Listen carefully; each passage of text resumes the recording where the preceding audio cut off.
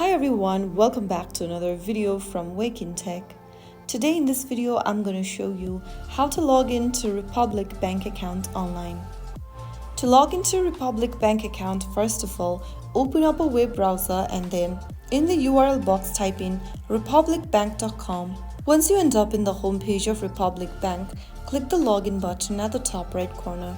Now you can go ahead and choose whether personal online banking or business online banking and write down your information.